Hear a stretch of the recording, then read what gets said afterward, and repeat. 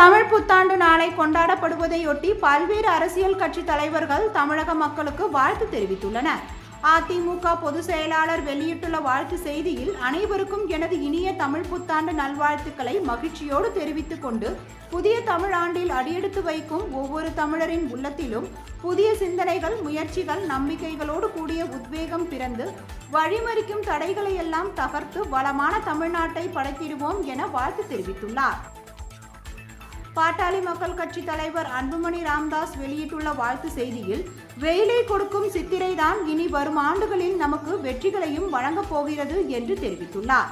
சித்திரை மாதத்தின் தொடக்கமான இந்த நாள் தமிழர்களின் வாழ்வில் அமைதி, வளம், முன்னேற்றம், மனநிறைவு, வெற்றி, மகிழ்ச்சி, நல்லிணக்கம் உள்ளிட்ட அனைத்து நன்மைகளும் நிறைவதன் தொடக்கமாக அமைய வேண்டும் என்று கூறியுள்ளார்.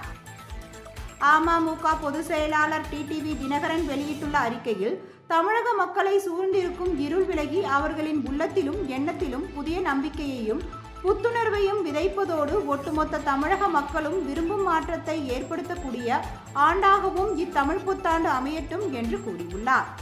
தமிழக காங்கிரஸ் கட்சி தலைவர் செல்வ பெருந்தகை வெளியிட்டுள்ள வாழ்த்து செய்தியில், இந்த விசுவாச வருட தமிழ் புத்தாண்டு அனைவரது வாழ்வும் ஏற்றம் பெற உதவ வேண்டும். அனைவருக்கும் இனிய புத்தாண்டு நல்வாழ்த்துக்களை தெரிவித்துக் கொள்கிறேன் என்று கூறியுள்ளார்.